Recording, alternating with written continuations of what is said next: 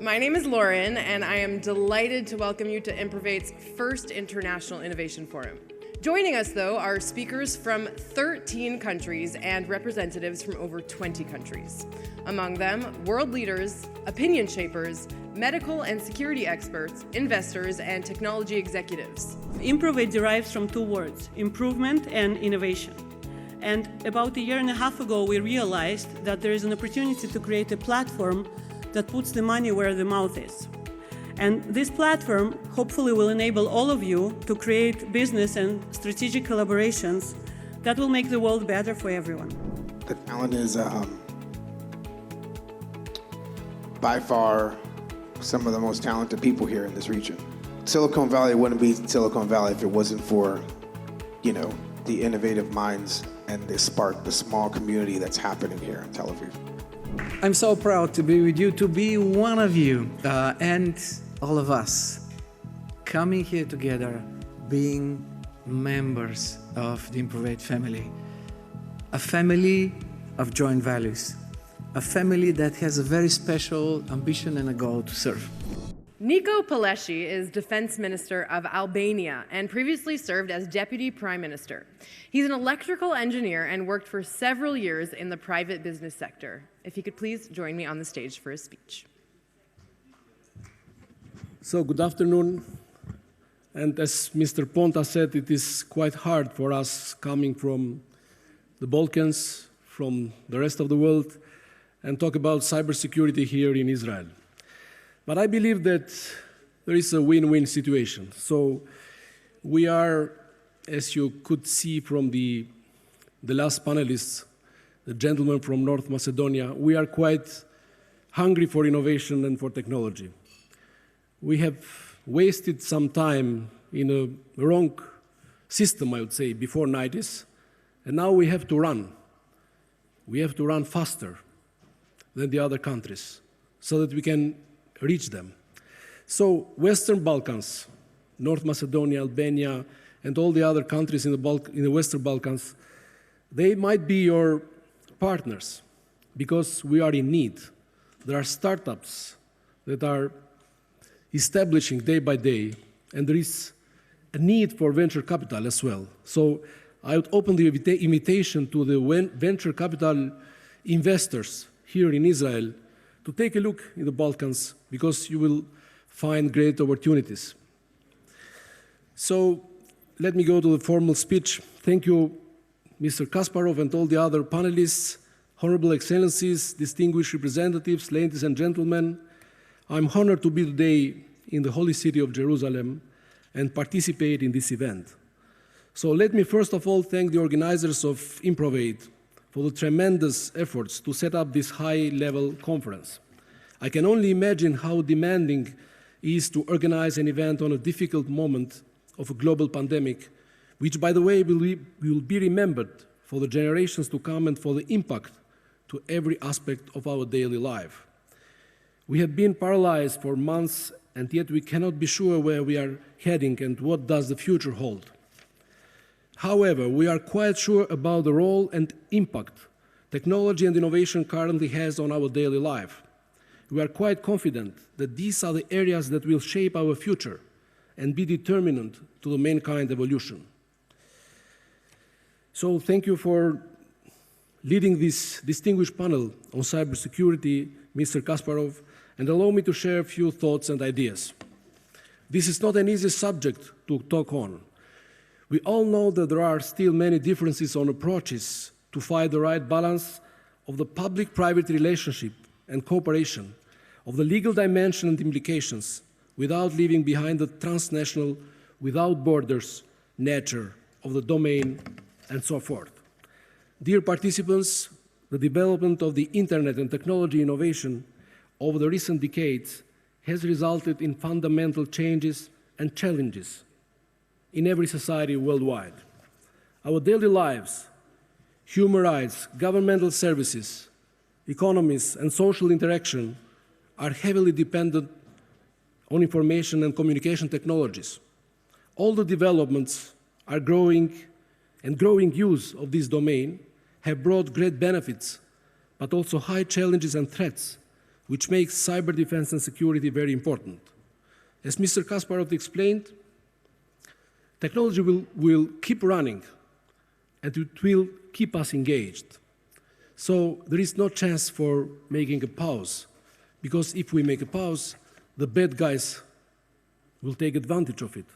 And here I can remember years ago, Martin Luther King wrote an essay about an imaginary letter that St. Paul wrote after he visited recently United States. So he came back imaginarily from the past ancient worlds, and then when he left again, he wrote a letter to the Americans. And the letter says that, I saw that you have made a lot of inventions, machineries, technology, in order to make your life easier, to help you. But I wonder, how does it come that you are busier and more engaged than in my time? So the technology can help us, but we still need to run after it, because in the cyber world, as I said, there are also guys, sometimes states or non-state organizations, that are using for bad. We are in the part of using it for good, as the founder of IMPROVATE said in the opening session.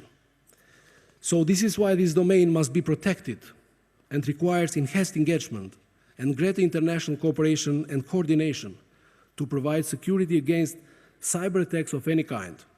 And in this vein, we should not make the same mistake done at the beginning of distribution and access to COVID-19 vaccines, where many countries with limited resources and opportunities were left alone, and in the backyard to get the vaccine.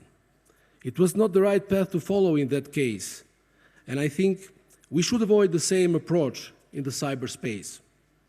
Like pandemics, cybersecurity can only be accomplished if we build proper capacities worldwide.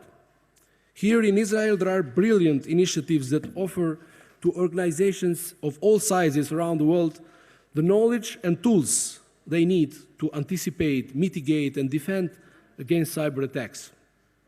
And here I quoted the mission statement of one of them, which is named Cyber Gym. The frontliners certainly will lead, but at the same time, they have to assist, support, and help others to progress and build the necessary resilience and tools in the cyber domain. We see cyber attacks on infrastructure services on the rise. Entities with malign intentions are exploiting the use of internet that has created vulnerable points to their security. Furthermore, during the pandemic, in particular in 2020, we had a transition toward remote working. It created a fertile ground that it is now more than ever easier to execute any cyber attack. The main targets are industries with critical infrastructure, led by healthcare, utilities, and manufacturing. Hence, we need the public and private sectors to build more consensus and trust on internet security standards in order to positively affect critical infrastructure as well as public and private sector security.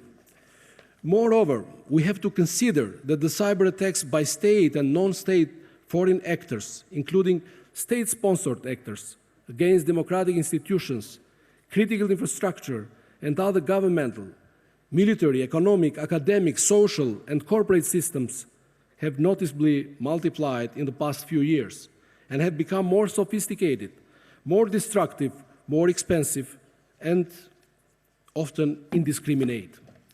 These attacks have huge implications, not only on businesses, but also on communities, cities, states, and entire countries.